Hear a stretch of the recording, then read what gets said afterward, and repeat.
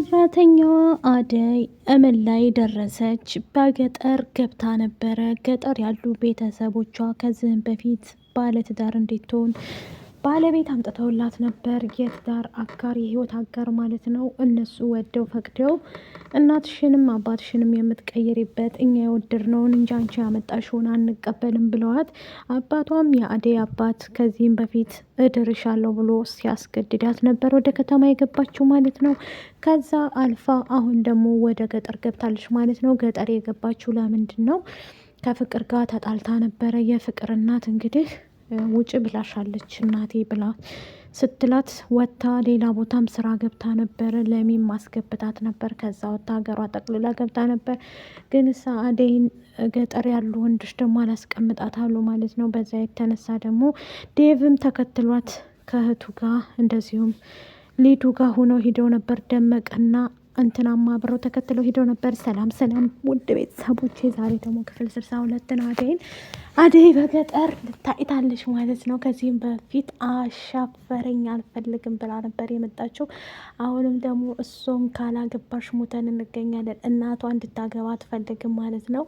እህቷም እንደዛው ሂዊ፣ አባቷ ደግሞ ማግባት አለብሽ፣ እኔ ያመጣሁትን የወደድኩትን እንጂ ያልወደድኩትን አታገቢም ብሏል። ዴቭም ይሄን ሲሰማ ጉዞ ወደ ገጠር ያቃናል ማለት ነው። ይጀምራል ጉዞ። ደመቀ ይዟቸው ይሄዳል፣ ሀገሩን ስለማያውቁት ማለት ነው። ዴቭ እንግዲህ እየተናደደ አደይን እንዳድሯት እያለ በዛ አጋጣሚ እሱንም አሁን አግተውት ነው ያለው ማለት ነው።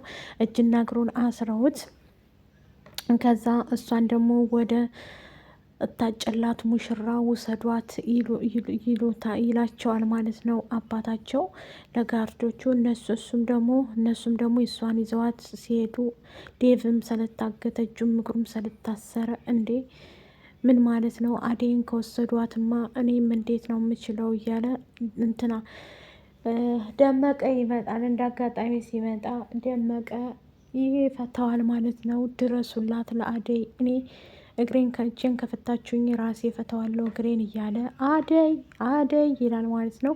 ይቺ መርዝ መሰሪ ፍቅር ናት። እዚህም እንደዚህ ያደረሰቻት ማለት ነው። እዚህ ቦታ ያደረሰቻት ፍቅር ናት።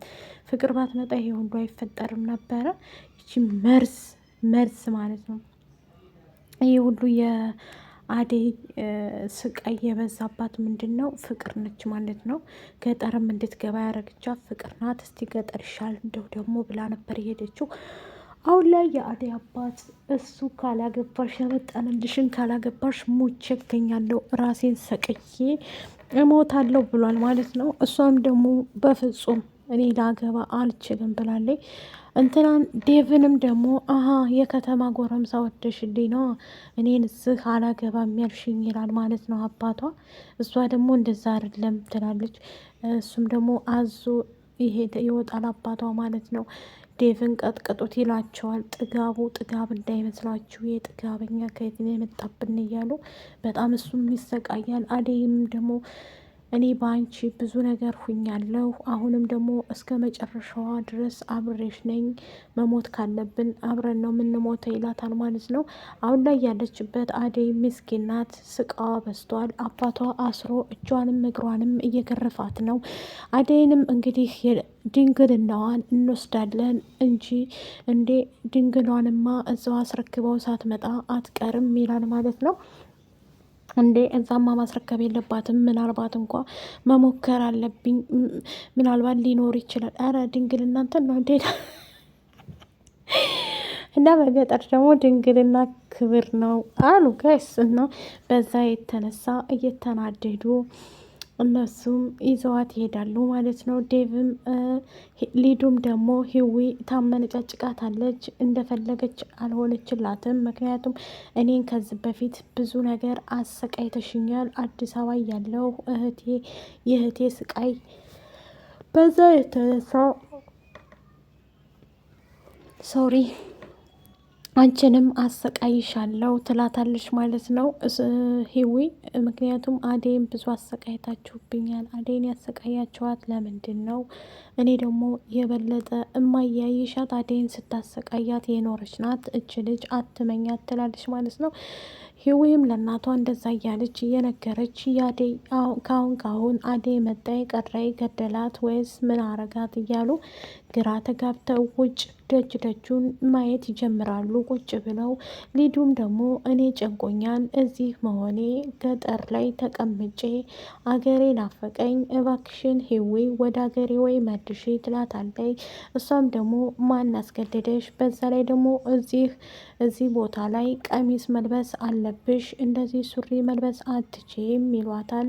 ሊዱም ደግሞ እኔ ሱሪ እንጂ ቀሚስ አልለብስም ትላለች። አደይ ልብስ አለ ልበሽ ይሏታል። እሷም አልለብስም በፍጹም፣ ከለበስኩ ለምንድን ነው ትላለች። የአደይም እናት እዚህ ብዙ ለጋፊ ወንዶች ስላሉ መጠበቂያ ለሴት ልጅ ክብሯ ቀሚስ ነው፣ ስለዚህ ቀሚስ መልበስ አለብሽ ትላታለች። ሊዱም ደግሞ እኔ እንቅልፌ መጥቷል፣ ይሄን ተውትና እባካችሁ የምተኛበትን ቦታ አሳዩ ትላለች። ህዊም ደግሞ እንደ ቤትሽ መሰለሽ እንደ እኔን የምታስተኙ መሬት ላይ አልነበር እንደ መሬት ላይ ተጋደሚያ ትላታለች። እናቷም ደግሞ ነይኔ ጋ ትተኛለች ዝም በያት እሷን ብለው አባብለው ያስተኟታል ማለት ነው። በአሁኑ ሰዓት ላይ ችግር እየተፈጠረ ያለው የአደይ ቤተሰቦች ችግር ፈጥረዋል። በዛ ላይ ጦስ ሆናለች ለዴቭም። ዴቭ አሁን ላይ ያለበት ሁኔታ በጣም የሚያሳዝን ነው ማለት ነው። የዴቭ ነገር ሁላችንንም አሳስቦናል። ምክንያቱም አሳሳቢ ጉዳይ ላይ ነው ያለ ነው ማለት ነው።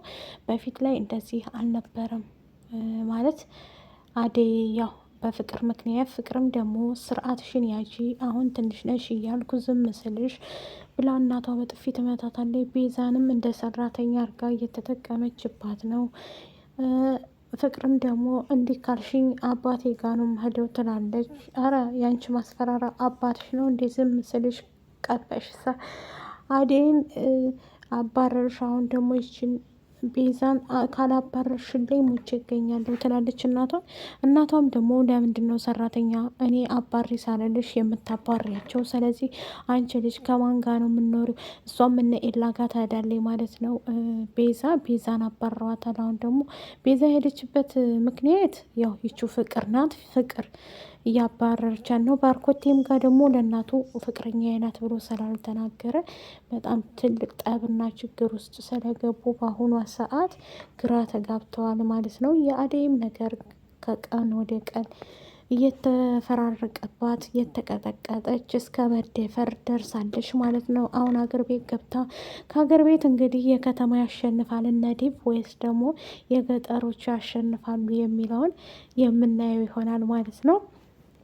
አደይ መታ አሁንም ወደ ስራዋ አዲስ አበባ ብመጣ አይመቻትም። በነገራችን ላይ ይቺ ተንከሴት ዴቭም ደግሞ ከዛ እኮ እኔ እንውጣ እንር ብዬሽ ነበር አንቺ እምቢ ብለሽኝ እንጂ አደይ ይሄ ሁሉ ጣጣ አይመጣብሽም ነበረ ይላታል፣ ያጽናናታል ማለት ነው። እሷም ደግሞ ተወኝ እኔ አንተም የዛን ቀን ስትናገረኝ ነው እንደዚህ ሆንኩ ትላለች። ይህን ይመስላል። ላይክ እና ሸር